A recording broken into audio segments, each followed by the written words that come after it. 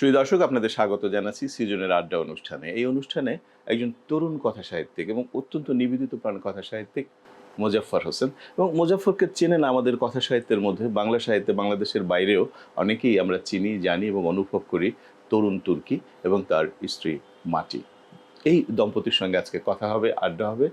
ওরা গান গাইতে পারে না, এখন চেষ্টা করবো ওরা গান গাইতে পারে কিনা। তোমরা কেমন আছো? ভালো আছি মনি ভাই। ভালো আছি। আপনাকে ঈদের শুভেচ্ছা। ঈদের শুভেচ্ছা। আজ ঈদের চতুর্থ দিন, আমরা আড্ডায় মেতে উঠবো, গল্প করব, গান করব। তো সবার আগে যেটা জানতে চাই মাটি, তুমি মোজাফফরকে কতটা চেনো? ঘরের চেনা না বাইরের চেনা বলতেছি? খুব বেশি মনে হয় না। একটা মানুষের সাথে অনেক বছর সংসার করলেও বা থাকলে যে সবকিছু চিনবে তা না। খুব গুরুত্বপূর্ণ। ও তো একদম মনোসাইকোলজিক্যাল কথা বলছে। না চিনলে তো তবে মাঝে মাঝে কি মনে হয়, মাঝে মাঝে মনে হয় যে ওর থেকে ওকে আমি বেশি চিনি। ওয়ান্ডারফুল।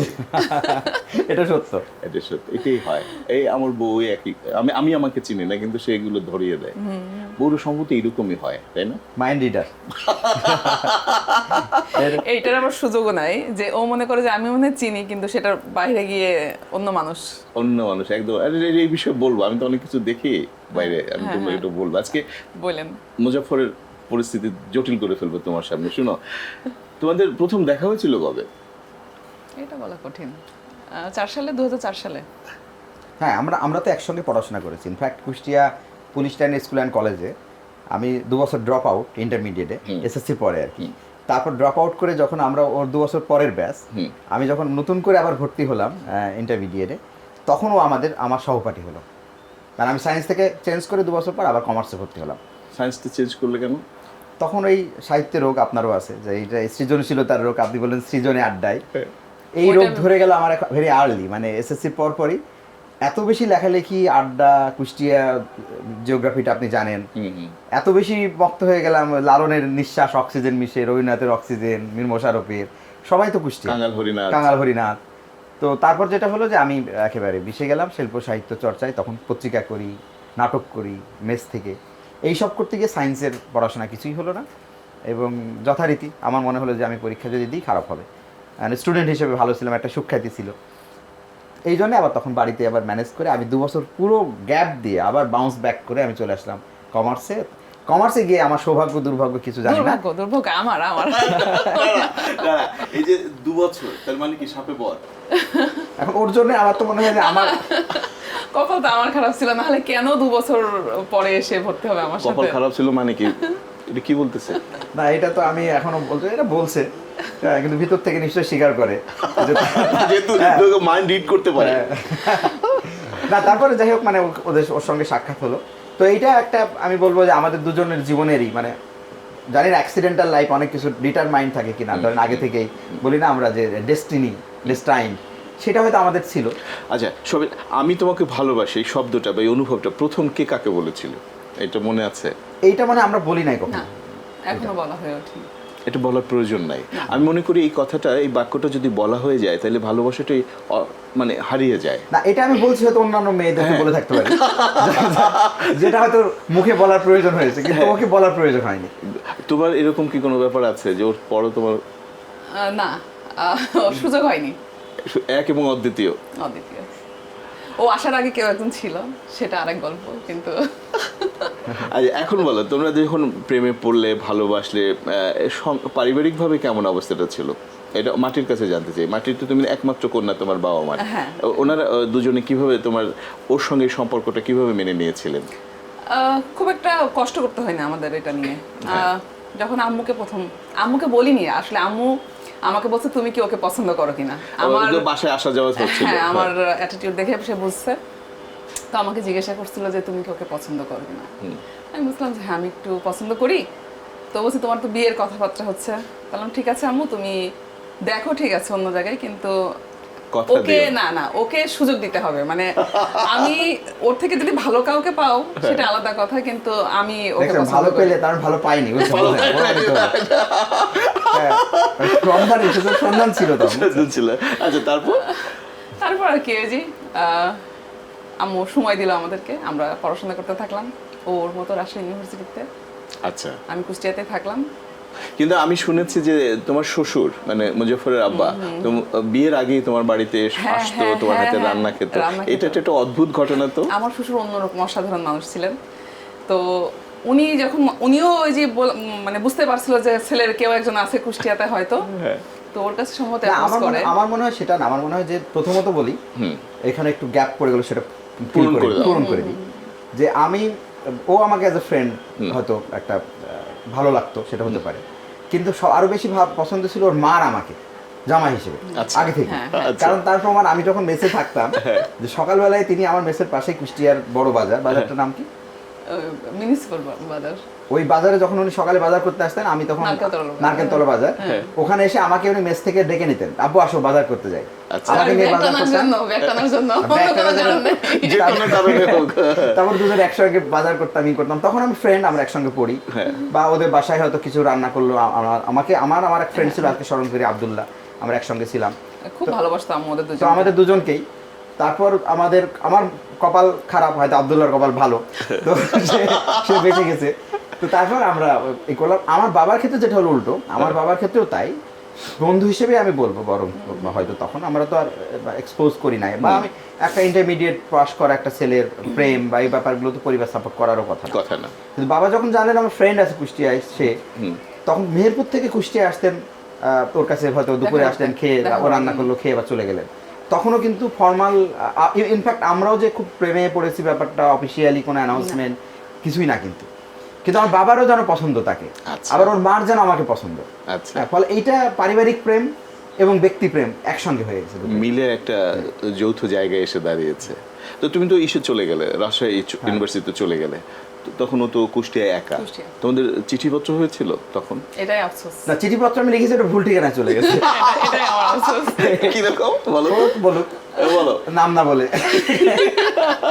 আচ্ছা বলো। না, এটা বাদ যাক। না, বাদ না, আমি চিঠিপত্র গেছে, চিঠিপত্র আমার অন্য ফ্রেন্ডদের লিখেছি, আমি আবার চিঠি লিখতাম, কিন্তু ওকে চিঠি লেখার প্রয়োজন হয়নি, কারণ প্রতি বৃহস্পতিবার রাজশাহী থেকে যে ট্রেনটা কুষ্টিয়া আসতো, আমি চলে আসতাম, শনিবার ফেরার কথা, আমি না ফিরে বন্ধুদের বলতাম প্রক্সি দিতে ক্লাসে, আমি আরো 2-3 দিন পরে ফিরতাম, তো মাঝে 3 দিন থেকে 4 দিন আমাদের গ্যাপ, এর মধ্যে আমি কি চিঠি লিখবো আপনি বলেন? না, চিঠি লেখার কোনো প্রয়োজন নাই, কারণ এটা জিনিসটা সরাসরি, তখন তো অলরেডি মোবাইল চলে এসেছে। হ্যাঁ, মোবাইলও চলে এসেছে অলরেডি, এটা একটা বড় কারণ। তবে হ্যাঁ, চিঠি সে ওই সময় লিখেছে, আসলেই অন্যদেরকে লিখছে, এবং সেগুলো পরে আবার আমার হাতে এসেছে, এবং ও কালেক্ট করে রাখছে, এখনো আছে। বাহ, একটা বই করে ফেলো, মুজাফফরের চিঠি এবং তার চরিত্র, এই নামে একটা বই করে বুড়া ফেলো। বয়সে ওইগুলো নিয়ে ঝগড়া করবো, এই চিঠি কেন লিখছে? না, এই চিঠিগুলো নির্দোষ চিঠি। মনি ভাই, আপনাকে বলি যে আমি যখন মেহেরপুর থেকে কুষ্টিয়ায় আসি, মেহেরপুরে 2002 সালে আমি মা মারা যাওয়ার পর, তখন হলো যে পড়াশোনা একটু ঘাটতি হলো, আমি আর কুষ্টিয়ায় চলে আসলাম। আসার পরে এই যে স্কুলের যে ফ্রেন্ড, আমার ওই হ্যাবিটটা ছিল, আমি মেহেরপুর আসার পরে, মানে কুষ্টিয়া আসার পরে আমি প্রতিনিয়ত চিঠি লিখতাম, তখনও মোবাইল ফোন আসেনি। আমার সমস্ত বন্ধুকে, এটা কিন্তু ছেলে বন্ধুদেরই বেশি, তো ও চিঠি যে কালেক্টর বলছে, ওই চিঠির মধ্যে সমস্ত চিঠি আছে আমার, বিশেষত এই বন্ধুত্বের চিঠি, মেয়েগুলোরও বন্ধুত্বের চিঠি। এইটা বলে ধরা পড়লে বলে সির্ফ বন্ধুত্ব, কিন্তু বাকিটা কি রকম? আচ্ছা, একটা ক্যারেক্টার এখানে আব্দুল্লাহ কি তোমার প্রেমে পড়েছিল? না না, এই জন্য আমি বলি যে ফ্রেন্ডশিপ এক্সিস্ট করে। মানুষ বলে না যে একটা ছেলে বা একটা মেয়ে কখনো বন্ধু হতে পারে, এটা আমি সাংঘাতিকভাবে বিরোধী, আমি চিন্তা। অবশ্যই আমিও এর বিরোধী, কারণ আমাদের মধ্যে শুধু আব্দুল্লাহ যেমন ছিল, হয়তো আমাদের মেয়ে ফ্রেন্ড ওরকম ছিল কমন, তো আমাদের মধ্যে এটা কখনো মনে হয়নি। এবং প্রেম তো একটা সম্পর্ক, যে কোনো সম্পর্কই তো প্রেম ছাড়া, মায়া ছাড়া তো সম্পর্ক হয় না। কিন্তু আমরা সব প্রেমকে একভাবে ডিফাইন করি। আমি বলবো যে হ্যাঁ, আব্দুল্লাহ ওর আমার দুজনেরই প্রেমে পড়ছে, আমরাও তার প্রেমে পড়ছি, কিন্তু এই প্রেমটা অন্য প্রেম, সম্পর্ক, বন্ধুত্ব। আর যখন আমাদের আড্ডা হচ্ছে, ঈদ আড্ডা, তখন আমি জানতে চাই যে ওই সময় তোমাদের মধ্যে ঈদ কোনো কি প্রভাব বিস্তার করেছিল? কোনো ঈদে কি তোমরা কোনো একে অপরকে কোনো উপহার দিয়েছিলে, বা তুমি কি ওর বাড়িতে বউ তোমার বাড়ি থেকে এসে ঈদে খেতে গিয়েছিলে ঈদের সকালে? এখন ঈদে উপহার দিয়ে মেয়ে, মানে কাউকে উপহার দিয়ে, এটা আমাদের বংশে নেই, মনে হয় আমি কখনো তাকে উপহার দিয়েছি কি আমার মনে পড়ে না, এটা আমি দিই না। বিয়ের আগে না, বিয়ের আগে, কারণ ও তো আলাদা জেলাতে, কুষ্টিয়া, মানে ও মেহেরপুর, আমি কুষ্টিয়া, ঈদের মধ্যে আসলে আমাদের ওরকম কোনো ইয়ে নেই। না, ঈদে ওইরকমই নেই। তবে উপহার কি দিয়েছো কখনো? না দিলে দেওয়া উচিত নয় ভাই, সেটা বলে দেন, এখন সময় চলে যায়নি। আমি দিতে থাকি সারা জীবন। হ্যাঁ, ওইটা সব বউরাই দেয়, এখানে কিছু করার নেই ভাই। মানে এটা বলছে যে তোমাদের একটা যৌক্তিক দাবি হয়ে গেছে যে একদম একদম, আপনাকে কিন্তু ঘরে ফিরতে হবে, এটা মাথায় রেখে। সেই জন্যই তো। এবং আমার বউ যা কিছু আছে সেই দেয়, সে আছে বলে আমি আছি, নাইলে সে না থাকলে আমি নাই। আচ্ছা, স্বীকার করতে কোনো দ্বিধা নাই। না না, এটা এই অন স্ক্রিন আমরা অনেক এটা বলবো, হচ্ছে অবশ্যই। চতুর মানুষ এগুলো। এটা সত্যি বলছি। একে তো গিফট জীবনে দেয়নি, তার উপর আবার এই যে চতুর মেয়ে এই যে এইটা দিয়ে দিয়েছি। ওই ভদ্রমহিলাই কিনে দিছে। এটাও আমার দেওয়া। না না, এটা এটা আমাদের মনে হয় এটা তো এটা দিতেই হয়। নর্মাল জিনিস ভাই, আমার স্বীকার করতে কোনো অসুবিধা আছে? না, কোনো না। অসুবিধা নেই। আচ্ছা মুজফ্ফর, একটু অন্য জায়গায় যাই। সেটা হচ্ছে যে যেহেতু আমরা লেখালেখির জগতে আছি, সেটা হচ্ছে যে ঈদ সংখ্যা, ধরো 10 বছর আগেও ঈদ সংখ্যার কিন্তু একটা একটা পত্রিকা, ঈদ সংখ্যা বেরোবে, একটা উল্লাস, একটা অপেক্ষা, একটা আনন্দঘন প্রতীক্ষা ছিল। সেটা কি একটু কমে এসেছে? না, প্রথমত হলো যে আমরা আমাদের জেনারেশন, আপনারা তো বটেই, হ্যাঁ। যে আমাদের জেনারেশন উঠে এসেছে ঈদ সংখ্যা, পূজার সংখ্যা দুটোই বলবো। কলকাতা থেকে বিশেষ করে পূজার সংখ্যাগুলো আসতো, বাংলাদেশে হতো, আর বাংলাদেশের ঈদ সংখ্যা, এইটা ছিল আমাদের সাহিত্যের একটা আকাঙ্ক্ষার বিষয় যে আমরা ঈদের আগে এই সংখ্যাগুলো পাবো, প্রিয় লেখকদের উপন্যাস পড়বো। এবং হকারদের একটা ট্র্যাডিশনই ছিল, হকারদের বলে রাখতে হতো, কারণ অনেক ঈদ সংখ্যা কিন্তু মার্কেট আউট হয়ে যায়। হ্যাঁ হ্যাঁ হ্যাঁ। সেইটা এখন অনেকটাই কমে গেছে। আমি যদি লক্ষ্য করেন যে এখন দেখবেন ঈদ সংখ্যা কোনোভাবে, আমি এবার দু একটি পত্রিকা জানি যে ওরা ফাইন্যান্সই করতে চায় ঈদ সংখ্যার জন্য, স্পন্সরদাতারা আসছে না, এবং হবে না করে শেষ মুহূর্তে দায় সারা কেউ ঈদ সংখ্যা করে। তো আমার মনে হয় এই কালচারটা অনেকভাবেই আমাদের এখানে কমে গেছে, এবং আমি খুব শঙ্কিত, যে আশঙ্কাও করছি যে হয়তো আগামী 5-7 বছর পর দেখা যাবে ঈদ সংখ্যার ট্র্যাডিশনটা বন্ধ হয়ে যাচ্ছে। এইটা এমন একটা অবস্থায় এসছে। তো এটা আমার মনে হয় এটা এর কালচার মূলত একটাই, যে পারিবারিকভাবে আমরা ঈদ সংখ্যাগুলো কালেক্ট করতাম। যে পরিবারগুলো লেখক নাই, পাঠক পরিবার, তারা ঈদ সংখ্যাগুলো কালেক্ট করতো। তো এইটার আসলে আপনি যদি পাঠক না থাকে, ঈদ সংখ্যা যারা করে তাদের দোষ দিই না, স্পন্সর দাদাদের দোষ দিই না, যে এইটা সার্বিকভাবেই চিত্রটা যদি চাহিদা থাকে মার্কেটে, আপনি একটা স্পন্সর দাদা কেন স্পন্সরটা দেবেন যে পুরো একটা বাড়ি বাড়ি পৌঁছবে। ঈদ সংখ্যা আপনি যদি দেখেন যে ওইভাবে সার্কুলেশনটা হয় সারা দেশে, তাহলে আমার ধারণা ঈদ সংখ্যা তার যে একটা সুবর্ণ সময়, সেই সময়টা ফিরে আসবে। তোমার কি মনে আছে আমি ঠিক জানি না, সেটা হচ্ছে যে গত শতকের 90 দশকে আমরা যারা মেসে থাকতাম, অন্যান্য বন্ধুদের আমরা কিন্তু ঈদ সংখ্যা এক্সচেঞ্জ করতাম। এক্সচেঞ্জ, যে তুমি এইটা কিনো, তখন তো আমাদের অত পয়সা ছিল না, একটা এই সংখ্যা 100 টাকা বা 150 টাকা আমরা কিনতাম, কেনার পর অন্যকে দিতাম, আবার ওরটা আমি পড়তাম, তো আমরা পড়তাম। তো সেই ব্যাপারটাও কিন্তু এখন নেই। না, এখন সার্বিকভাবেই আপনি দেখবেন যে ঈদ সংখ্যা বাড়ি বাড়ি গেলে, যেমন আপনি ধরেন আমাদের এখানে এসেছেন, আরেক জায়গায় যাবেন, আমি তো হয়তো লেখালেখি সম্পৃক্ত বলে আলাদা কথা, সাধারণ কোনো বাড়িতে যাবেন দেখবেন কোথাও কোনায় একটা ঈদ সংখ্যা বা পূজা সংখ্যা পড়ে আছে, সানন্দা বা আমাদের যে কোনো ঈদ সংখ্যা থাকতো তখন, দুটা বই পড়ে আছে। এই জিনিসটা দেখবেন এখন আর আপনি পাবেন না। একদমই নেই। আমি আরেকটু ডিটেলসে যেতে চাই, সেটা হচ্ছে যে বই পড়ার ব্যাপারে। যেমন ধরো এখন এবছর বই মেলাটা হলো আমাদের অমর একুশে গ্রন্থমেলা, যেটা বাংলা একাডেমি আয়োজন করে রোজার মধ্যে প্রায়, এবং প্রায় মানুষজন ছিল না, ওই অর্থে পাঠক ছিল না। তা আমার একটা প্রশ্ন, যে একজন বাবা বা মা কিংবা আত্মীয় স্বজন বড়রা যখন ছোটদেরকে 10,000 টাকা, 20,000 টাকা, 30,000 টাকার জামা কাপড় কিনে দিচ্ছে, আশ্চর্যভর একটা বই কিনে দিচ্ছে না। এইটা অন্যভাবে দেখেন যে বাবা মা কেন কিনে দেবে, মানে আমি মাঝে মাঝে বলি, যখন আমার বাচ্চা ধরেন বই পড়ে, ওর বই পড়ার হ্যাবিটটা আছে আমার সন্তানের, এবং নিজে যেহেতু লেখেও গল্প, ওকে আমি ঈদের আগে কিন্তু ওকে আমি নিয়ে যাই, ওকে নীলক্ষেতে নিয়ে যাই, যেহেতু ওরা যে ধরনের বই পড়ে, বিদেশি অনেক ফিকশনের বই পড়ে, বাচ্চাদের বই। তো ওকে আমি ঈদের আগে, আমাদের শপিংটা কিন্তু তার হয়তো আড়ঙে যায়, সে আমরা দুজন, আমাদের না আড়ঙে, তুমি আমাদের জন্য যাও, অসুবিধা নেই, কিন্তু আমরা নিজেদের জন্য যেটা যাই, আমরা বাপ বেটা চলে যাই ওখানে গিয়ে, আমরা অনেকটা সময় কাটাই, এবং আমাদের 2-3টা বই নিতে গিয়ে আমরা বস্তা, লিটারালি বস্তা যে আছে আপনার চটের বস্তাই করে বই নিয়ে আসি দুজন। এরকম ঘটনা ঘটছে। তো আমি বলি বইটা, এবং ও যখন বই পড়ে হয়তো তখন আমি মাঝে মাঝে উদ্বিগ্ন হই যে বই পড়ে কেন, এত বেশি বই পড়ে কেন। এই প্রশ্নটা খুব সাংঘাতিক, দেখবেন আমি রাইটার হওয়া সত্ত্বেও ও যখন বই লেখে, আমরা মাঝে মাঝে চিন্তা করি ওর কি লেখাটা যদি হ্যাবিট হয়ে যায়, এটা একটু দূরে রাখতে হবে ওকে। আমি কিন্তু অন স্ক্রিনে কথাগুলো বলছি, কেন বলছি দেখেন, কারণ সোসাইটিতে তাকে সার্ভাইভ করতে হবে। ওকে তো আমি আমার সোসাইটির বাইরে ওকে স্কুলিং করতে পারছি না।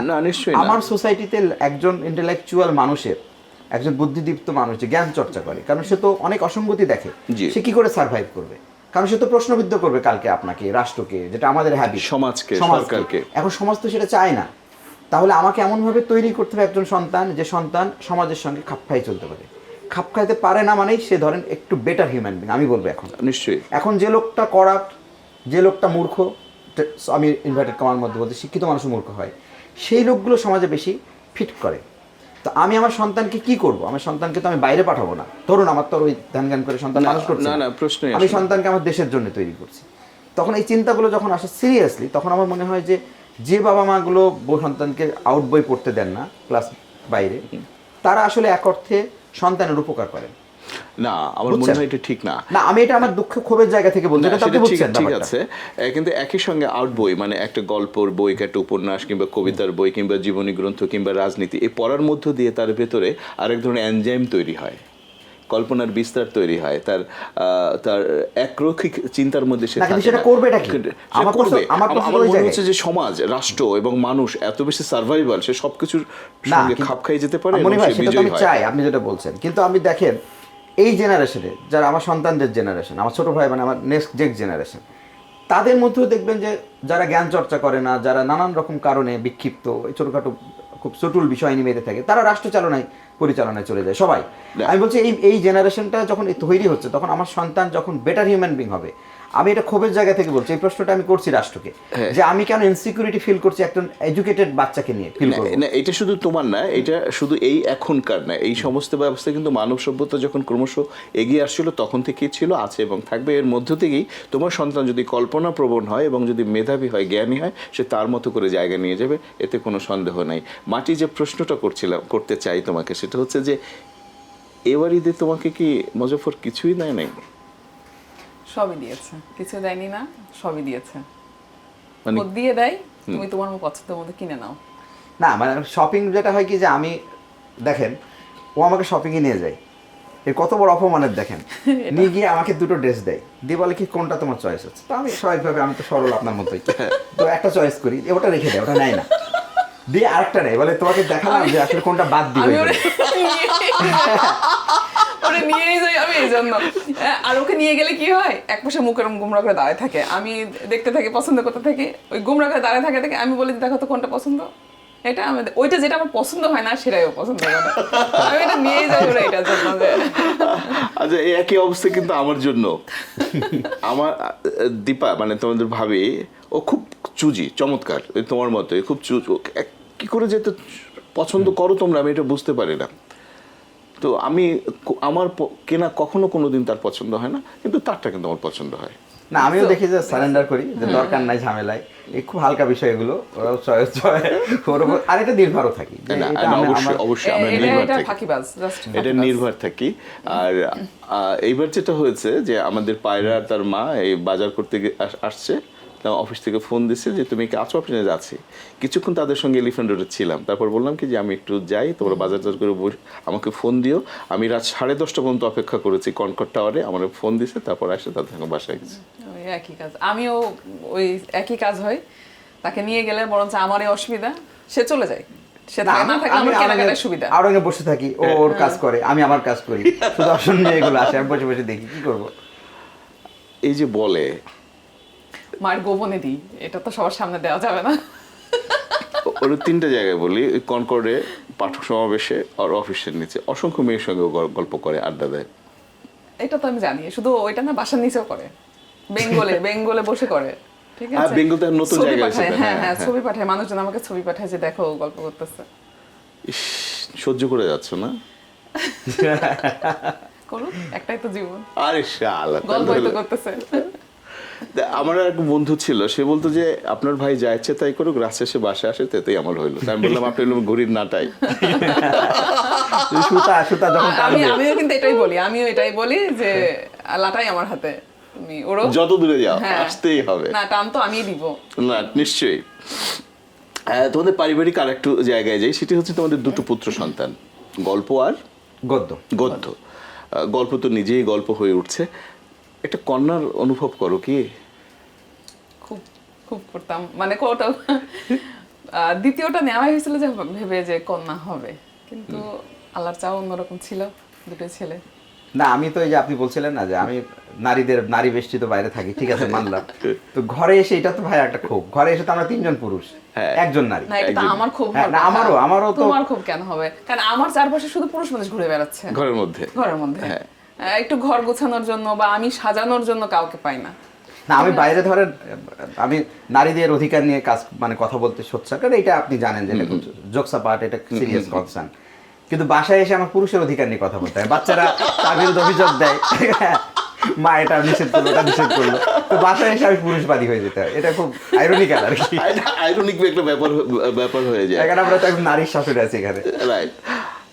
তোমার তো ভাগ্য খুব অসাধারণ, সেটা হচ্ছে যে পুরো একটা টিম, ক্রিকেট টিম, তোমার ভাই বোন হ্যাঁ, একজন এক্সট্রা এক্সট্রা আছে, 12 ভাই বোন আমরা। 12 ভাই বোন, অসাধারণ একটা ব্যাপার। এবং সেই সময় তোমার মা বাবা সবকিছু মিলিয়ে একটা আশ্চর্য জার্নির মধ্যে, কেমন মা বাবার সঙ্গে সেই স্মৃতিগুলো কি মনে আছে? এইটা তো সাংঘাতিক। এটা আমি বলি যে আমরা আসলে, আমরা এমনিতে ইন জেনারেলি দেখবেন মানুষ আসলে স্মৃতিতে বাঁচে, আমি বলি নিশ্চয়ই নিশ্চয়ই। এটা যে আমাদের জেনারেশনটা, এটা আপনাদের আমাদের সবার একটু বলি, লেখকের স্মৃতি আর অন্যরকম, হ্যাঁ সেটা বলো। তো আমাদের জেনারেশন যেটা ছিল যে আমাদের ওই সম্প্রীতি, পারিবারিক সামাজিক এই সম্প্রীতিগুলো এত তীব্র ছিল যে আমরা 12 ভাই বোন ধরুন বড় হয়েছি। শুধু 12 ভাই বোন কেন বলবো, আমাদের কমিউনিটিতে যেটা হতো যে গ্রামে কাজিন থেকে শুরু করে যারা বাড়িতে হয়তো এটা সেটা কাজে সহযোগিতা করতেন যে মানুষগুলো, সবাই মিলেই তো পরিবার। রাইট। তো তখন আমাদের বৃহত্তর পরিবার, আমরা একসঙ্গে ঈদে, যেমন ঈদ চলে গেল, আমরা এইসব ঈদগুলোতে ধরুন আমরা 50-60 জন, যেটা আমার বাবার ব্লাড থেকে এসছে, মানে জামাই নাতি নাতনি থেকে শুরু করে ভাই বোন, একটা বৃহত্তর ব্যাপার যে বোন হতো ঈদ উৎসব। তো সেই উৎসবটা এখন মিস করি, কিন্তু স্মৃতিতে আমার এখনো ঈদ বলতে, আমি যখন আপনি ঈদ বলবেন আমি কিন্তু কানেক্ট করবো আমার ওই ঈদকে, শৈশবের ওই ঈদকে। এখনকার ঈদটা কিন্তু আমার কাছে জাপিত ঈদ যেটা, সেটা আসলে ওই অর্থে এক ধরনের জীবন যাপন করা, এটা আমার উপভোগ করা নয়। আনুষ্ঠানিকতা আসবে অনিবার্য, কিন্তু আমি এই ঈদটাও যাপন করি আমার স্মৃতিতে ওই ঈদে গিয়ে। মাটি, তোমার শৈশবের ঈদ কেমন ছিল? একই রকম সবারই, যেটা কাজিন মিলে সবাই মিলে একসাথে ঈদ করা, এবং সেই সময় সকালবেলা উঠে একটু গোসল করা, একটু নতুন জামা কাপড় নতুন জামা, পরা, ঈদের আগে নতুন জামা কেনা, সেটা কাউকে দেখাবো না, ঈদের দিন সকালেই পড়তে হবে। এটা কিন্তু আমার ছিল না। আপনি বুঝতেই পারছেন যে 12 ভাই বোনের সংসার, অনেকগুলোই আমার, এটা কারণ না, কারণটা আসলে কি আমাদের গ্রামে আমরা যখন বড় হয়েছে আমাদের ঠিক এই কনসেপ্টটা ছিল না যে ঈদ মানে নতুন জামা। আমি ছোটবেলায় আর্লি দেখি নাই, হয়তো বানাই দিত, কিন্তু ওইটা যে নতুন জামা হিসেবে বানাই দিত ব্যাপারটা এরকম না। আমাদের কাছে ঈদ ছিল ভাই সন্ধ্যার সময় চাঁদ উঠবে কি উঠবে না, এইটা পৃথিবীর বেস্ট স্টোরি। আমরা বসবো পুকুরের ধারে, খোলা জায়গায়, যেখানে আকাশ দেখা যাবে, গোটা আকাশটা দেখা যাবে পশ্চিম দিকে। কেউ একজন হঠাৎ করে বলবে চাঁদ দেখা গেল, আসলে সে ভুল বলছে, আমরা সবাই হইচই করে উঠবো। এটা একটা আলাদা, এটা একটা স্টোরি বলেন, ফ্যান্টাসি বলেন। ঈদ বলতে আমাদের ছিল ওই সন্ধ্যাটা। এবং ওই সময় কিন্তু ওই দেখার পর, চাঁদ দেখার একটা আজানের ব্যাপার ছিল ওইখানে, যে বয়স আমি আজান দেবো, তারপর আজান হতো। আবার সন্ধ্যা দেখা যাচ্ছে মেঘাচ্ছন্ন আকাশ থাকলে, হ্যাঁ রেডিও কষ্ট হতো, রেডিও নিয়ে বসে থাকতাম আমরা, গানটা রমজানের রোজা শেষে, এবং হ্যাঁ রোজ সত্যিকার অর্থে তখন পূর্ণ হয়ে উঠতো যতক্ষণ না পর্যন্ত কাজী নজরুল ইসলামের ওই গানটা না বাজতো, ওমন রমজানের এই রোজার শেষে এলো খুশির ঈদ। সংস্কৃতি আসলে আলাদা জিনিস। আমরা বলি কি, আমরা তো এখন আনুষ্ঠানিকতা করি, আমরা উৎসব করি, কিন্তু ওই যে কালচার সব মিলে মানুষ, সম্পর্ক, আত্মীয়তা, সঙ্গীত, বিভিন্ন রকম অনুষ্ঠান, ছোট ছোট করে বাসায় ভাই বোনরা একসাথে হলে, কেউ লুডো খেলা, সব মিলিয়ে ধরনের এই বন্ধনটা আমাদের কাছে এখন নেই। মানে দেখবেন এখনকার জেনারেশন, আমার সন্তানটা সেটা পাচ্ছে কিনা, এই অ্যাটাচমেন্টটা যখন কমে যায়, আমাদের অ্যাগ্রেসিভদের বাড়ে কেন মনে ভাই, যে আমরা পরস্পরের ভাই বন্ধু, একই দেশের তো মানুষ, সে যে ধর্মেরই হোক আর যে রাজনৈতিক মতাদর্শী হোক, কিন্তু আমাদের ভায়োলেন্স কেন তৈরি হচ্ছে? কারণ আমরা মানুষ কানেক্টেড না। এই মেমোরিগুলো ঈদ আসলে এই উপলব্ধিগুলো কাজ করে। শুধু কানেক্টেড না, একই সঙ্গে বোধহয় আমরা মানুষকে অনুভবও করি না, ওই অর্থেই অনুভব করি না, অনুভব করি না। হ্যাঁ, 1971 সালের মুক্তিযুদ্ধটা কিন্তু খুব গুরুত্বপূর্ণ ছিল, এবং যখন পাকিস্তান আর্মি এই দেশকে অকুপাইড করে রেখেছিল তখনও কিন্তু ঈদ এসেছিল। সেই ঈদটা ছিল খুব গভীর, সেটা মর্মন্তুদ। কারণ সেই ঈদেও আমরা এরকম, যদিও আজকের আলোচনাটা আসলে আমাদের ঈদ পূর্ব উৎসব নিয়ে আলোচনা, কিন্তু আমি শুধু এটুকু বলি, সে ঈদেও পাকিস্তানি সেনাবাহিনী যখন নির্ভর হয়ে, মানে বাঙালির মুক্তিযোদ্ধার ক্যাম্প, আমি একটা ছোট্ট ঘটনা বলি 30 সেকেন্ডেই, নির্ভর হয়ে সকালে ভাবছিল আজকে আক্রমণ করবে না, এটা কুমিল্লার একটা ঘটনা। ওই দিন ভোরেও পাকিস্তানি আর্মিরা, যেহেতু ওরাও মুসলিমেরা, ভাবছিল আক্রমণ করবে না, কিন্তু ওই দিন ভোরে যখন নিরস্ত্র বাঙালি মুক্তিযোদ্ধারা ক্যাম্পে শুয়েছিলেন যে না একটু পর নামাজে যাবেন, মিষ্টি সেমাই খাবেন, আক্রমণ করেছে, এবং নিশ্চয়ই মানুষ হত্যা করে। ওরা অপ্রস্তুত ছিল, ফলে ওই ক্যাম্পটা ওটা পরাজিত হয়। এবং এখানে আমি ইনসান পাগলিকে স্মরণ করি, তার নাম ইনসান পাগলি। ওই পাগলির কারণে কিছুজন বেঁচে যায়, কারণ ওই পাগলি একটু আগে ওটের পাইছিল যে পাকিস্তানি আর্মিরা আসছে বা কিছু একটা, ওই পাগলি রাস্তায় থাকতো বটগাছের নিচে, ওই পাগলি গিয়ে ওদেরকে চিৎকার চেঁচামেচি করে, কথা বলতে পারে না, তখন ওরা একটু ততস্থ হয় যে ঘটনা কি, পাগলি সকালে একটু অ্যালার্ট হয়। তো এই পাগলির কারণে যে তারা বেঁচে যায়, রক্ষা পায়, কয়েকজন রক্ষা পায়, বেশ কয়েকজন রক্ষা পেয়ে তারা সরে যায়। ওই পাগলিকে পরে ওরা পাকিস্তানিরা ফিরে যাওয়ার সময় মেরে ওই বটগাছে ঝোলায় রেখে যায়। এটা আমাদের ইতিহাস, এটা হচ্ছে ঈদের ইতিহাস। ঈদের ইতিহাস। আমি একটা ছোট্ট ঘটনা বলি, সেটি হচ্ছে যে স্বাধীন মেলা বেতার কেন্দ্র তো খুব গুরুত্বপূর্ণ বিষয় ছিল। তো যখন যুদ্ধ চলছে তখন একজন বিখ্যাত গীতিকা শহীদুল ইসলাম, তিনি বাংলাদেশ বেতারে চাকরি করতেন, অসাধারণ গান লিখতেন। তিনি একটা গান লিখেছিলেন, গানটির প্রথম লাইন ছিল এরকম: ও চাঁদ তুমি আজ ওঠো না, বাংলার আকাশে আজ দুর্যোগের ঘন ঘটা। এবং সেটা খুব অসাধারণভাবে গাওয়া হয়েছিল, সেটা গিয়েছিল। তো আজকে যে বাংলাদেশ এবং বাঙালি যে সমাজ ব্যবস্থা, সব কিছুর মধ্যে দিয়ে সংস্কৃতির যে বিকাশ, উত্থান এবং অগ্রসরমানতা, সব কিছু মিলেই কিন্তু ৭১। আমরা যেখানে সংস্কৃতির যে কোনো জায়গায় যাই না কেন, ৭১কে আমাদের অবশ্যই ধারণ করতে হবে। মাটি, ঈদের তো আজকে ৪ দিন, চতুর্থ দিন। প্রথম সকালে উঠে ও আসলে ঈদের দিন কি খায়, তুমি ওর জন্য কি রান্না করো? এরকম কোনো ব্যাপার চেষ্টা আছে করি কি? না, হ্যাঁ না, চেষ্টা এরকম করি কোনো- যে আমরা যেটা খেয়ে এসেছি সেমাই, তো সেমাই পায়েস, এই না, কিছু ট্র্যাডিশন আছে হয়তো। দেখেন আমি এখন আমাদের অঞ্চলে যেমন খিচুড়ি আর গরুর মাংসটা সকালের, ঈদের সকালের খাবার। আচ্ছা কুষ্টিয়ার কিন্তু এটা খুব আমরা খাবই। আচ্ছা তো আমিও ওইটা ধরে রাখার চেষ্টা করি যে সকালে একটু খিচুড়ি আর গরুর মাংস, সাথে সেমাই পায়েস, এই মানে আমি এখন ধরো মিষ্টি জিনিসটা কম পছন্দ করি, কম খাই, কিন্তু আমি বলি ঐতিহ্য, কিছু হ্যাঁ। ঐতিহ্য আছে যেটা আমাদের পরম্পরা, আর তো আমাদের পূর্বপুরুষরা সেটা করে এসেছে, রিচুয়াল। তো আমি বলি যে এই দিন সকালে একটু সেমাই খাবো। না, অবশ্যই। হয়তো অন্যদিন আমি খাই না, কিন্তু ওই সময় আমি খাবো, কারণ ওই যে বললাম যে মানে মা বাবা। তোমার ঈদ সংখ্যা কয়টা লেখা যাচ্ছে, আসছে? আচ্ছা, সেটা হচ্ছে ঈদ সংখ্যা এসে গেছে। হ্যাঁ, হ্যাঁ। সেটা আমি আসলে ঈদ সংখ্যায় খুব আমি শুনছি এবার তুমি অনেক লিখছো। আমি নর্মালি ঈদ সংখ্যায় সোফার আর কি খুব কম লিখি বা লিখেছি, কারণ আমি ওই যখন ডেডলাইন আসে যে গল্প দিতে হবে 10 দিন, 5 দিন, আমি এইভাবে গল্প লিখতে পারি না, অভ্যস্ত না। কিন্তু এইবার আমার লেখার কারণ অন্য। আমি যে ঈদ সংখ্যার ফোন পেয়ে লিখেছি এরকম না, গত এই একটা বড় সময় গেল 1-1.5 বছর। তো তখন তো আমরা বেশিরভাগ সময় ঘরেই বন্দি, ঘরে বসে থাকি টেবিলে।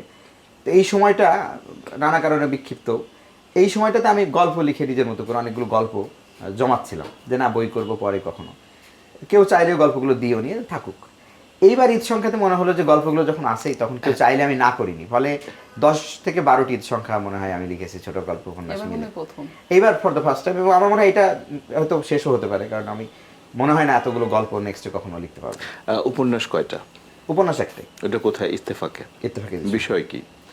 বিষয় হচ্ছে আমার এই যে থার্ড জেন্ডার নিয়ে যে উপন্যাসটা, হ্যাঁ। লাইকার, এটারই আরেক ধরনের একটা টপিক বলবো, আচ্ছা। থার্ড জেন্ডার আচ্ছা, ক্রাইসিস। আচ্ছা। কিন্তু এটা থার্ড জেন্ডার ক্রাইসিস খুব স্পষ্ট না, কিন্তু বিষয়টা এই কাছাকাছি এটাই।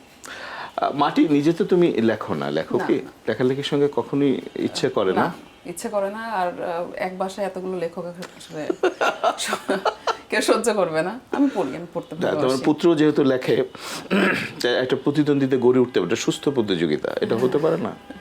না, একটা লেখক যদি সবাই লেখক হয় বাড়িতে, আমি অন্য কিছু কি হবে জানি না, কিন্তু দেখা যাচ্ছে আমি ধরেন ও যদি আমাকে চিনি আনতে দেয়, তাহলে তো আমি লবণ আনতে পারি, কিন্তু তা না নিয়ে এসে আমি হয়তো নিয়ে আসে অন্য একটা সবজি নিয়ে চলে আসি। আনতে দিয়েছি হচ্ছে ধনেপাতা, আমি ভর্তা বানাবো, আলু ভর্তা করব, সে নিয়ে এসেছে পালং শাক। এই হচ্ছে আমার। আরে ভাই, শাক তো তাও তো ধনেপাতা কাছাকাছি। আর পালং শাক। না, সেই জন্য বললাম যে একটা বাড়িতে যদি 3 জন হয়, তাও তো ওর কারণে আমরা খেতে পাই। এখন ও যদি লেখক রাইটার হয়, তাহলে খাওয়া যায়। তাহলে রান্নাঘরে আর একটা কি এক পাকবে আল্লাহ জানে। তো সব মিলিয়ে আমরা সার্ভাইভ করবো না। তোমার কিন্তু তাহলে একটা সুযোগ যাচ্ছে, ওর যেহেতু সব পরিশ্রম করতে গেছে। একসময় তো ছিল যে যারা প্রথম স্ত্রীর জন্য, না এখন হচ্ছে কি, মনি ভাই, না ভাই, আমরা এমনি শোনেন, আর একটা জিনিস আছে যেটা বলি জোকসাপার, যে আমাদের একজন পাঠকও তো দরকার। তো বাড়িতে আমাদের পুত্র যদি লেখে, আমিও যদি লিখি, এখন লেখকরা লেখকদের লেখা তো পড়ে না, আপনি আমাকে পড়েন না, আমিও আপনাকে পড়ি না। তো এখন ছেলে লেখা আমি পড়বো না, আমার লেখাও সে পড়বে না, স্বাভাবিক। তাহলে একজন দরকার, নিরপেক্ষ মানুষ। তো এখন আমাদের নিরপেক্ষ ভেন্যু, এখন সেখানে আমরা টেক্সট, ও আমার একের পর এক। হ্যাঁ, সব লেখা প্রথমে আমি পড়ি, আমার ছেলেরটাও তারটাও। আচ্ছা, আমার কাজ তুমি শুরু যদি করে। মন্তব্য করো যে এটাতে এটা, তারা কি মেনে নেয়? হ্যাঁ, নেয়, কিছুটা নেয়, সবটুকু না নিলেও কিছুটা। আমার না, আমি মনে হয় যে এমনি নেয়, ইউজুয়ালি কারো দেখেছি। মানিনি, মানে মানি না, সে যেটা সবার ক্ষেত্রেই হয়।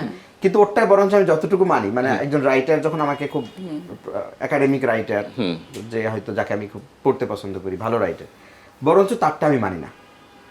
আমি তারটা আমি মানি। আমি ইয়া দিই তো পাঠক হিসেবে, আমি বলি তো যে আমি কারণ পাঠক আমার- হিসেবে তোমার বলতেছি যে আমার এখানে ভালো লাগেনি, বা এটা আচ্ছা, এটা আচ্ছা। সমস্যা, কারণ আমার বা কাছে- আর একটু কাজ করা উচিত তোমার এখানে।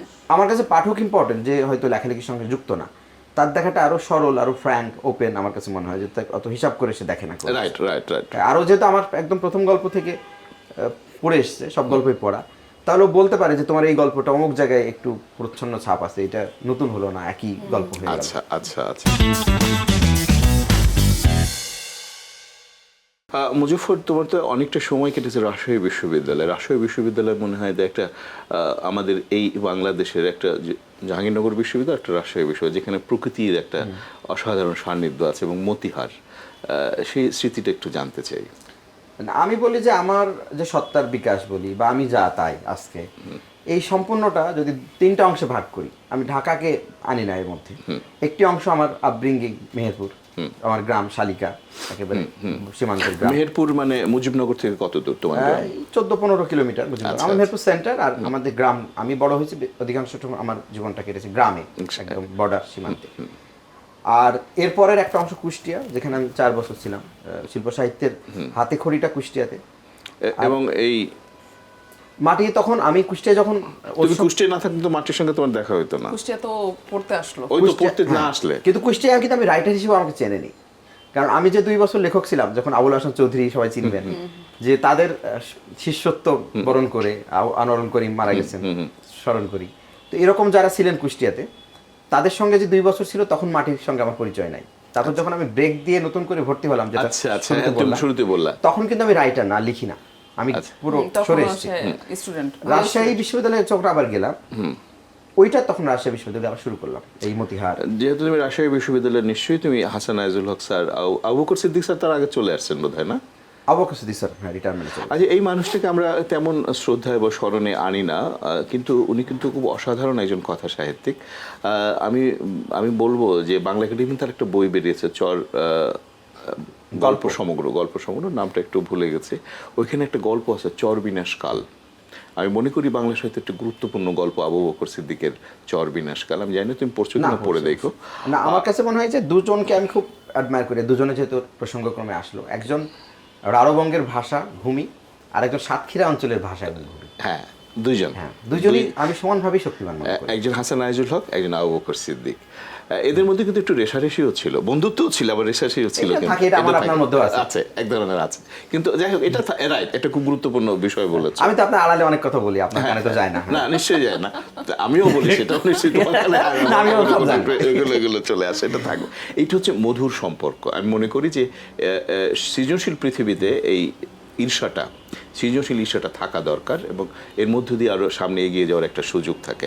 হাসান আইজুল হক স্যারের সঙ্গে তোমার একটা গভীর এবং নিবিড় সম্পর্ক ছিল, আমি মনে করি সেটা তুমি এখনো কন্টিনিউ করছো। এটা রাজশাহীতে যাওয়ার পর যেটা হলো, যে আমি প্রথম দিন রাজশাহী ইউনিভার্সিটি, যখন আমাদের প্রথম দিন গেলাম, একটা ইংরেজি ডিপার্টমেন্টের প্রোগ্রাম, তো আমরা বসে আছি, দুজন মানুষ বক্তৃতা দিলেন। হ্যাঁ, আমি তখন কাউকে চিনি না, কুষ্টিয়া থাকতে লেখালেখি করে ব্যক্তি লেখকদের চিনি না।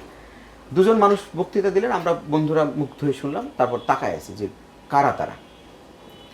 আমি কয়েকদিন পরে জানলাম একজন জিল্লুর রহমান সিদ্দিকী, যাকে আমি অনেক পরে, যে জিল্লুর রহমান সিদ্দিকীর বক্তৃতা শুনলাম চমৎকার বাংলায়। তারপর হাসান আইজুল হক উঠে, মনে হয় দর্শন বিভাগের কোন একটা প্রোগ্রাম ছিল, চমৎকার একটা বক্তৃতা শুনলাম হাসান আইজুল হক। পরে জানলাম এই মানুষটার কাছেই পরে যে তার একেবারে সন্তান তুল্য একটা স্নেহ, সেটা মাটিও পেয়েছে পরে।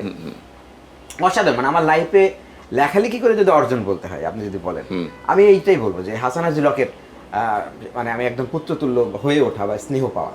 আমি অন্যান্য অর্জন জাগতিক, অন্যান্য যত রকম আপনি অ্যাওয়ার্ড বলেন, সুখ্যাতি বলেন, আজকে আপনি আমার কাছে এসেছেন রাইটার হিসেবেই, অবশ্যই। তো আমি বলি এইগুলো কেউ না, আমি অর্জনকে অ্যাডমায়ার করি, লালন করি, ওই মানুষের স্নেহ ভালোবাসাটা। সেইটা হাসান আইজুল হক, যাকে আমি বিশ্ব সাহিত্যে একেবারে মহিরুহ মনে করি, ছোট গল্প বা উপন্যাসে। তো সেই মানুষটা আমাদেরকে যেভাবে, আমাকে ব্যক্তিগতভাবে আমাকে পরামর্শ দেওয়া থেকে শুরু করে, যেভাবে আমাদের সঙ্গে ব্যক্তিগত যে হৃদ্যতার সম্পর্ক, সেইটাকে আমি খুব অ্যাডমায়ার করি, এবং সেটা আরো অন্যান্য লেখকরাও একইভাবে, ওইটাই আমার প্রাপ্তি বলে মনে করি। তো রাজশাহী মানেই আমার জীবনে হাসান আইজুল হক, রাজশাহী বিশ্ববিদ্যালয় ক্যাম্পাস এবং রাজশাহী শহরের যে সমস্ত লেখক, আজকে হয়তো অনেকের নাম বলতে হয়, কিন্তু একজনের নাম বলবো, যে তিনি স্মরণ করবো, তিনি নেই বলেই আরো, ওয়ালি কিরণ।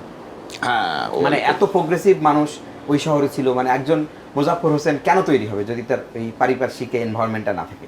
সেই এনভায়রনমেন্টে রাজশাহীতে তশিউল ইসলাম রাজা আসার, রাজা ভাই। কামরুল ভাই আরি, সো মেনি নেমস, মানে আমি কি বলবো। এই রাজা ভাই একটা স্মৃতি একটু বলি, এটুকু বলতে হবে, জানি না রাজা ভাই অনুষ্ঠানটা দেখবেন কিনা। এই গত বছর আমাকে উনি ফোন করলেন, রাজা ভাই ফোন করে বললেন যে তুমি কোথায়? আমি ছিলাম তো ঢাকায়। আচ্ছা, উনি একটা কোথাও একটা গল্প পড়ছে আমার, বললাম গল্পটা পড়ে আমার খুব ভালো লাগছে, এত চমৎকার গল্প লেখো, তাহলে তোমার তো কিছু দিতে পারবো না, বৌমার জন্য কয়েক কেজি আম পাঠাই, ঠিকানাটা দাও। আচ্ছা, এই যে একই ঘটনা, সারা বছর কথা নাই, হঠাৎ করে ফোন দিয়ে, এবং তিনি তো আমাদের পিতৃতুল্য, মানে আসলেই তো বয়সে অনেক সিনিয়র বড়। রুহুল আমিন প্রামাণিক, লোক গবেষণা নিয়ে তিনি যে কাজগুলি করছেন, তারপর সত্যি সত্যি তিনি কয়েক কেজি না, তিনি প্রায় 25 কেজি আম পাঠাইছে। তাহলে এই যে আমাদের অস্তিত্বের ভেতরে, স্মৃতির ভেতরে তিনি গেঁথে গেলেন। একটা শহরে, এই জন্য বললাম যে আমি পার্টলি আমরা লাইফে আসলে এই মেমোরিগুলো তো রেখে আসি। এই যে কুষ্টিয়া বললাম, রাজশাহী বললাম, এই যে রুহুল আমিন প্রামাণিক স্যারের যে নামটি বললে, এটা একটা আইকনিক ব্যাপার। হ্যাঁ, আর ওই একটা শহর দেখবেন, একটা শহর বেঁচে থাকে কি দিয়ে? এরকম কয়েকজন লোকের জন্য, কয়েকজন মানুষ, যদি এই মানুষগুলো না থাকে, হ্যাঁ, আর পিলার আসলে 2-3টা দরকার হয়। একটা বিল্ডিং এর জন্য চারদিকে 4টা স্ট্রং পিলার দরকার হয়। আপনার রাষ্ট্রেও তাই। একটা শহরগুলো আমরা দেখেছি, একটা শহরে যখন আবুল হাসান চৌধুরীর মতো মানুষ, জানোয়ার করিম দেখছি কুষ্টিয়াতে, হাসান আজিজুল হক, বা আমি বলি জুলফিকার মতিন, সনৎ কুমার সাহা, তারপর আলিয়া নসার ছিলেন একটা সময়, অসীম কুমার দাস, রুহুল আমিন প্রামাণিক, দেখেন পুরো আরো অনেকের নাম নেওয়া যাবে। এই মানুষগুলো একটা শহরে আছেন, সেই শহর কি করে বিচ্যুত হবে? শত অভিভাবক আছে, আপনি পরিবারে যদি যথার্থ অভিভাবক থাকেন, আপনি সেই মিসগাইডেড হওয়ার সুযোগ নাই, কোনো সুযোগ নেই। আর তোমার শুরু হয়েছিল কবিতা দিয়ে। হ্যাঁ, এটা আমাদের মনে হয় সবারই তাই হয়। আমারও হয়েছিল। মাটি কি কবিতা লিখতা? না, আমি তো আসলে আমি লিখিনি। আরে লেখো, মনে মনে তো লেখো না? না, মনে মনেও লিখি না। তো কবিতা থেকে তুমি কিভাবে গদ্যে টার্ন করলে? এটাও তো বলছিলে, এটা তোমার জন্য একটা গুরুত্বপূর্ণ ব্যাপার। এটা গুরুত্বপূর্ণ, কারণ আমি কবিতা লিখি, কিন্তু আমি সন্তুষ্ট হতে পারি না, মানে তারপরেও লিখি, কারণ কিন্তু সে কবিতা ভালো লিখতো। তো এটা আমাকে আব্দুস শাকুর, এই যে বললাম ব্যক্তি, আমরা আমাদের কালেকটিভ মেমোরি, তাই আমাদের এই যে আমাদের শ্রদ্ধেয় আব্দুস শাকুর, সেই কাটাতে রবীন্দ্র জীবনী লিখেছেন, হ্যাঁ রবীন্দ্র জীবনী লিখেছেন, এই যে কথা গোলাপ সংহিতা লিখেছেন, এবং গোলাপ সংহিতা বইটা উৎসর্গ করেছেন মিজান ভাইকে, মিজানুর রহমান পত্রিকার সম্পাদক। উনি ওখানে লিখছিলেন ওইটা ধারাবাহিকভাবে। তারপর উনি তো ওনার তো অনেক পরিচয়, মানে কথা সাহিত্যিক, প্রাবন্ধিক, রবীন্দ্র গবেষক, সঙ্গীত গবেষক, সবই। তো উনি আমার সঙ্গে রাজশাহী যখন থাকি, আমি তখন স্টুডেন্ট, আমাদের দেখার সুযোগই নেই। আমি হঠাৎ করে সাহস করে কালি কলম ওনার লেখা পড়ি, আমাদের গল্পের বই বের করবো, আমি রাতুল। ওনাকে ফোন দিলাম, নাম্বার জোগাড় করে ফোন দিয়ে বলো, স্যার আমার একটা বই করবো, আমাদের একটা বইয়ের আপনি ফ্ল্যাপ লিখতে হবে। উনি চমকে গেলেন যে এই বালক, আমি জীবনে কোনো বইয়ের ফ্ল্যাপ লিখি না, আমাকে তুমি কি বুঝছো কাকে ফোন দিয়েছো? মানে আব্দুস শাকুর তো আপনি জানেন, আমরা তো তা জানি না, অবসরে থাকি। তো আমি বললাম যে জি স্যার, আমি ফ্ল্যাপ লিখলে স্যার, আপনি এই যে ফোন নাম্বার, আপনাকে ফোন করেছে, আপনি স্যার ফ্ল্যাপ লিখলে আমরা খুশি হব। আমাদের ভিতরে একটা অবশ্যই আনাড়িপনা আছে যে আপনি লিটল ম্যাগাজিন করি, আপনি লিখলেন না লেখেন, না লিখলেন রাখেন কি? আব্দুস শাকুর তো চিনি না। তো উনি ফোনটা রেখে দিলেন। অনেকদিন পরে আমাকে ফোন করলেন, মাস 2 পরে ফোন দিয়ে বলছেন, হ্যালো। আমরা কে বলছেন? বলে শাকুর বলছে। কোন শাকুর? তাহলে আব্দুস শাকুর বলছি। আমি স্যার করে, স্যার বলছি শোনো, তোমরা তো পানুদ্বীপ পাঠালে না। স্যার আপনি তো বলেননি। বলছে না, শোনো, ওই রাজশাহী ইউনিভার্সিটিতে আমি 1 বছরের জন্য শিক্ষক ছিলাম। ওই বিশ্ববিদ্যালয় প্রতিষ্ঠা করেন জিল্লুর রহমান সিদ্দিক, ওটার প্রতিষ্ঠাতা মনে হয় চেয়ার ছিলেন আমাদের ইংলিশ ডিপার্টমেন্ট। সিদ্দিকী স্যার জোর করে তাকে নিয়ে গেছিলেন। ছোট ছোট ঘটনা দেখেন কত কানেক্টেড। তো আব্দুস শাকুর আমার শিক্ষক ছিলেন, বললেন যে তুমি আমার ডিপার্টমেন্টের স্টুডেন্ট, আমি তোমাদের বই নিয়ে লিখবো, পাঠাও। ফ্ল্যাপ লিখতে হবে 70 থেকে 100 শব্দে। কিছুদিন পর উনি বললেন একটু ঝামেলা পড়ে গেল, যে স্যার অসুবিধা নেই স্যার, আমি হচ্ছে লেখা হয়নি। তখন বলে না, ঝামেলা পড়ে গেলাম কি, আমি তুমি 330 শব্দ লিখতে বলছিলাম, আমি তো প্রবন্ধ লিখে ফেলেছি তোমাদের গল্প নিয়ে। সেই স্যারের ভূমিকা সহ দ্বিধা বইটি প্রকাশিত হলো, ফ্ল্যাপের বদলে ভূমিকা হয়ে গেল। স্যার তখন বললেন যে তুমি আর কবিতা লেখো কি? আমরা স্যার লিখি। তোমার কবিতা আমি পড়িনি, কিন্তু তুমি গল্প ভালো লেখো, কবিতা লিখো না। আমি ওই একসময় কবিতা লিখতাম, আব্দুস শাকুরের কথা জানেন। তো পরে আমি ছেড়ে দিয়েছি। তো আমি স্যারের ওই কথাটাকে নিলাম, এবং আমি তখন ওই আব্দুস শাকুরের পরামর্শে আমি গল্প লেখাটা কন্টিনিউ করলাম, কবিতাটা মানে শুরু করলাম। তো এইটা ছিল আমার একটা বড় মানে বলবো। আর পরের বইয়ে আমার হাসান আজিজুল হক স্যার আবার পরের বইয়ে লিখলেন, মানে ফ্ল্যাপ বলি আর ভূমিকা বলি। তো আব্দুল শাকুরকে কথা প্রসঙ্গে আজকে স্মরণ করলাম, এই হচ্ছে কবিতা থেকে নিশ্চয়ই। ফিরে আসা। দেখো, একজন মানুষের একটি বাক্য এবং তার অনুভব তোমাকে একটা ট্র্যাক চেঞ্জ করে দিল এবং তোমাকে অন্য একটা জায়গায় নিয়ে গেছে, আজকে মুজাফফর হিসেবে তোমাকে প্রতিষ্ঠিত করে দিয়েছে। এবং দেখেন ওই সময় মানুষের মানে টিউন, বিশ্বাস, এটাকে টিউন বলে বোধহয়। টিউন মানে মানুষের, আপনি যখন একজনের উপর আস্থা রাখবেন সে আস্থার প্রতিদান কিন্তু অটোমেটিক ভিতর থেকে আসে। আমি যখন ক্যাম্পাসে আব্দুল শাকুর আমার অনুরোধেই বলবো, আমার আমন্ত্রণেই বললাম বলা যায়, উনি রাজশাহী চলে গেলেন। ওনার মতো একজন, আপনি জানেন ডাকসাহেব আমলা ছিলেন, খুবই লাইফটাও একটা এলিটিস্ট লাইফ যাপন করতেন। উনি কিন্তু রাজশাহী গেলেন, আমি তাকে ঘোরালাম রাজশাহী শহর। এবং আব্দুল শাকুরের সঙ্গে অনুরূপভাবে যে এই যে বলছিলাম যে সম্পর্ক, একটা পুত্র স্থানীয় সম্পর্ক আব্দুল শাকুরের সঙ্গে তৈরি হয়ে গেল। তো এটা একটা জার্নি, ওই যে ওই জার্নির গল্পগুলো আজকে ছোট ছোট করে আমারও আজকে সুযোগ আসছে তাদের কথা স্মরণ করার। শাকুর ভাই তো ধানমন্ডি 3 নম্বরে থাকতেন। আমার খুব স্যাডলি যে উনি অনেকবার বলেছেন ঢাকার বাসায় আসতে। আমি যখন রাজশাহী বিশ্ববিদ্যালয়ে অফিসিয়ালি ক্যাম্পাস ছাড়বো মানে মাস্টার্সে, 1 থেকে 2 মাস আগেই রাজশাহী হাঁটতে হাঁটতে আমাকে একদিন ফোন দিলেন আহমদ মাজার সম্ভবত, যে তিনি আর নেই। ফলে ঢাকাতে আমার তার বাসায় দেখা হয়নি। খুব চমৎকার একটা বিল্ডিং ছিল, দোতলা বিল্ডিং, সামনে অনেকখানি জায়গা ছিল এবং পুরো জায়গাটা জুড়ে গোলাপের বাগান ছিল। উনি গোলাপের বাগান ছিল, অদ্ভুত একটা অসাধারণ মানুষ ছিলেন। আমাদের এই শাকুর ভাইরা কিন্তু আমাদের এই পথ তৈরি করে দিয়েছেন, তাই না? যেখানেই থাকে না কেন, তুমি কবিতা লেখো না, কিন্তু একটা কবিতা কি শোনাবে তোমার এক বন্ধু? আমি এমনি মানে করতে পারি, পাঠ করতে পারি, আবৃত্তি বলবো না, মানে কবিতা আমি সেটাও আমি আজকে আমি রাজশাহীতেই থাকতে চাই, সেই জন্য অসীম কুমার দাস আমার শিক্ষক, আর একজন প্রেরণা যাকে আমরা ক্যাম্পাসে অন্যভাবে একটা সাধক হিসেবে পেয়েছি, অসীম কুমার দাস, তার একটি কবিতা কিছু অংশ পাঠ করতে পারি। হ্যাঁ, করো। ছায়ার অঙ্গনা, এটা র্যান্ডম সিলেকশন, আমি জানি না আপনাদের ভালো লাগবে কিনা। ভেজা পৃথিবীর গন্ধে জেগে উঠি পুনর্বার, মৃত্তিকা নিঃশব্দ পললে, মানে মাটি না কিন্তু মৃত্তিকা, জেগে ওঠে রক্ত চলাচল, মাটি পড়তে দাও, পড়ো। সন্ধ্যার আধার জুড়ে বৃষ্টি ছিল অবিরল, ধারাপতনের শব্দ ধ্যানের ভেতর এসেছিল, যেন সেই জলের পেছনে জলা অন্য এক জলধ্বনি শুনেছিলাম ছায়াময় অবিনস্ত ছায়ার অন্তরে। এখন বাসন্তী জ্যোৎস্না অন্য কোনো বৃষ্টির সননে ঝরে পড়ে অধনীন বালুচরে আর শিশুবনে, আম্র মুকুলের গন্ধ স্পন্দমান বাতাসের সান্দ্র আলিঙ্গনে, হেঁটে যেতে যেতে শুধু মৃত্তিকার গন্ধ পায়, চরাচর ব্যাপী সেই অকলঙ্ক গন্ধের প্লাবনে ভেসে ওঠে ছায়ামনে ছায়া সৃষ্ট পৃথিবীর প্রথম অঙ্গনা। বাহ, চমৎকার, তোমার পাঠটা খুব ভালো হয়েছে। তোমার সঙ্গে গল্প করব, তোমার জীবনের এখানে সক্রিয় থাকবে না, এটা তো হয় না। এটা নানা রকম প্রশ্ন আছে, বলো তো সক্রিয় তোমার সম্পর্ক কি? তুমি খুব বিরক্ত হও ওদের সম্পর্ক নিয়ে? না, সবাই খুব না, বাইরে নানা রকমের কথা আছে, বলো তো সম্পর্কটা কি? আচ্ছা, এইটা কিন্তু মজার, স্টার্টিংটা বলি, আমি সঙ্গে বললাম তো মজার বলে বলি যে আমি রাজশাহী থেকে সক্রিয়কে প্রথম ফোনটা যখন দিই, আমি তার উপর খুব ক্ষিপ্ত, হ্যাঁ খুবই ক্ষিপ্ত, কারণ আব্দুল শাকুরের একটা বই প্রকাশিত হয়েছে, সাক্ষাৎকারের বই। আব্দুল শাকুর এই সাক্ষাৎকারের বইয়ের মধ্যে সক্রিয় নোমানের সাক্ষাৎকারগুলো নেয়া, তার বই গ্রন্থনা সাক্ষাৎকার বইটা, আমার একটা পূর্ণাঙ্গ সাক্ষাৎকার আব্দুল শাকুরের রবীন্দ্র বিষয়ে নেয়া, সেখানে চলে গেছে, আমার নাম নাই।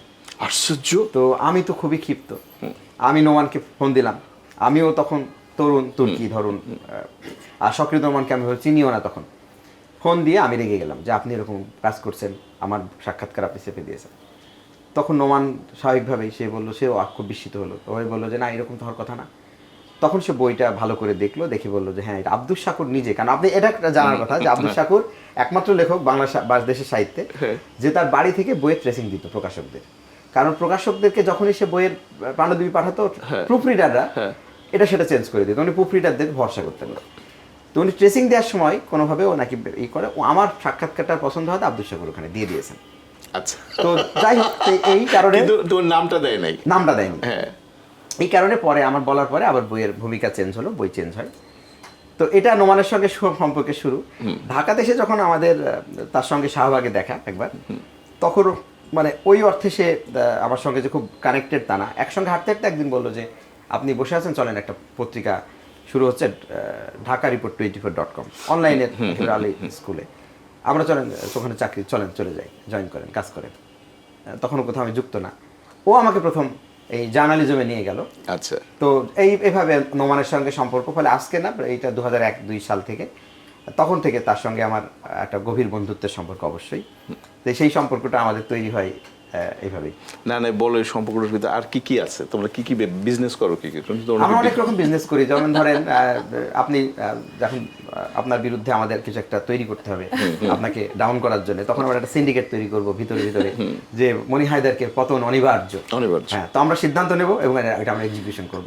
আবার মনি হায়দারের কে উত্থান ঘটাতে হবে, হ্যাঁ, তো সেটা আবার এমনি এমনি হবে না, সেটা আপনি গোপনে আমাদেরকে খুশি করবেন, তখন আমরা আবার আপনার উত্থানের জন্য যা যা করার সব করে দেবো। এই বিজনেস করো, এটা একটা বিজনেস।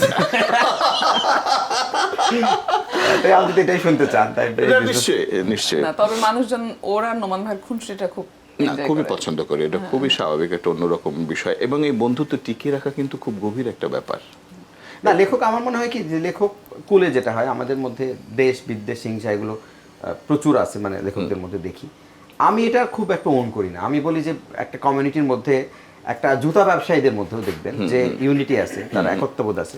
লেখক তো তথাকথিতভাবে সুশিক্ষিত, ধরে দিলাম, হ্যাঁ, তো তাদের মধ্যে কিন্তু এই ইউনিটিটা একদম নাই। যদি আপনি কমিউনিটির ক্ষেত্রে ধরেন, যে কমিউনিটির নিজস্ব যে সার্ভ করা, একাত্ম হওয়া, আজকে আপনি ভিকটিম হবেন কোনো কারণে, আপনার সঙ্গে দাঁড়ানো, যেটা আমি বললাম যে জুতা ব্যবসায়ীরা যতটা দাঁড়ায়, লেখকরা দাঁড়ায় না। এইটা খুবই, আমি বলবো যে আমাদের দেশের বিভাজনের একটা কারণ, যে যারা জ্ঞান চর্চা করেন, ধরেন সৃজনশীলতার চর্চা করেন, তারাই বরঞ্চ আরো বেশি বিভাজনমুখী। তার রাষ্ট্র কি করে ইউনিফাইড হবে? তো আমি এটাকে ক্রিটিক করি, আমি বলি যে এটা হওয়ার কথা না। আপনার সঙ্গে আমার মতে বিরোধ হবে, কিন্তু আমি আপনার বিরুদ্ধে কথা বলে বেড়াবো কেন মানুষের কাছে? এটা বলা উচিত। তো এই জিনিসগুলো আমি বলি যে আমাদের কালচারটা বন্ধ করা উচিত, এই সম্পর্কটা সুসম্পর্কের জায়গায় যাওয়া উচিত। কিন্তু তুমি যে মনি ভাইয়ের বিরুদ্ধে বলে বেড়াও না, ওইটা তো মনি ভাইয়ের কথা বলি, ওটা অন্য ভাই, মনি ভাইয়ের ওটাও পারমিশন আমিও বলি, ছাড়াছাড়ি নাই, এটা বলা হয়, আমরা বলি, নানা জায়গায় বলি যে না, মনি ভাই তো খুব ভালো কিছু বলার কি আছে, তুমি বলো। তুমি, আমি তো এমনিই ভালো।